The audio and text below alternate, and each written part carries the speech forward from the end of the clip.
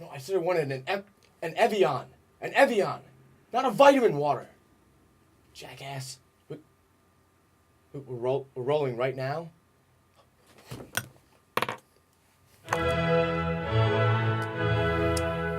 English 420 Reading Corner. Good evening.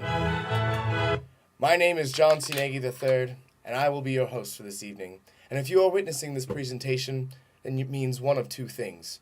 One, you are aware that I am not actually in the room at this moment, because I am currently about 500 yards behind you, performing in Dillard Theater in the department's production of Is He Dead?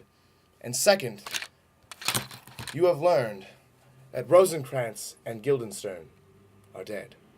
If this is news to you, I will allow a moment for this to sink in.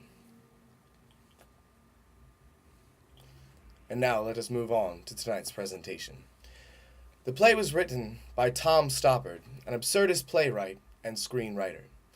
Born in Czechoslovakia on July 3rd, 1937, and was originally named Thomas Stroessler, and is still living today.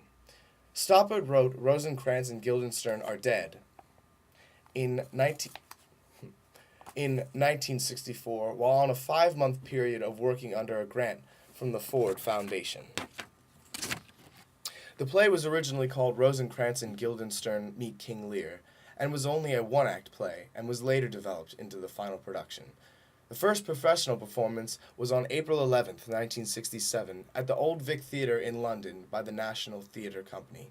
It appeared on Broadway on October 16th, 1967, in the Alvin Theatre.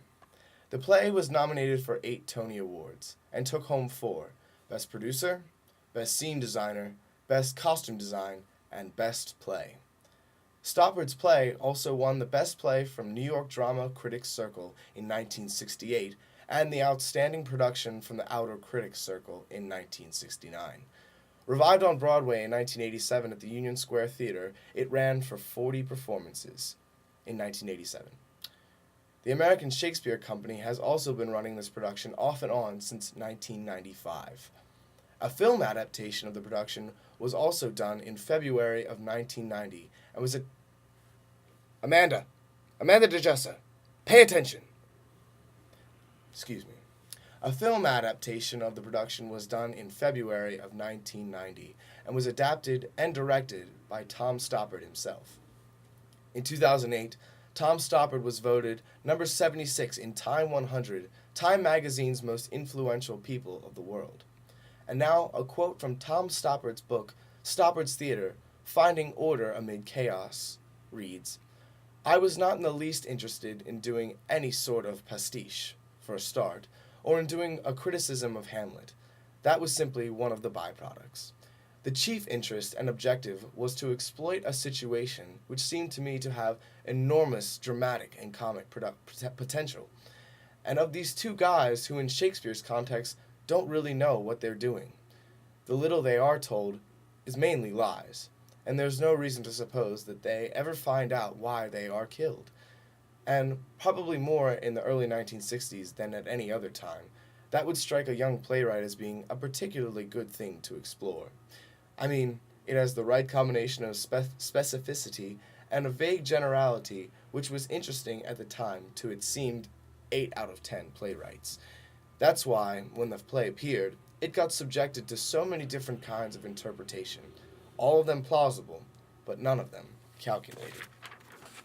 And now, I'd like to turn the rest of the presentation over to John, Joe, and Ashley after just a short plug. Please come see the theater department's production of Is He Dead? Tomorrow or Saturday night at 7:30 p.m. or Sunday at 2 o'clock p.m. Student tickets are just $5. And if it's any incentive, it's written by Mark Twain, and I play a woman for 3/4 of the show. Hope to see you out there.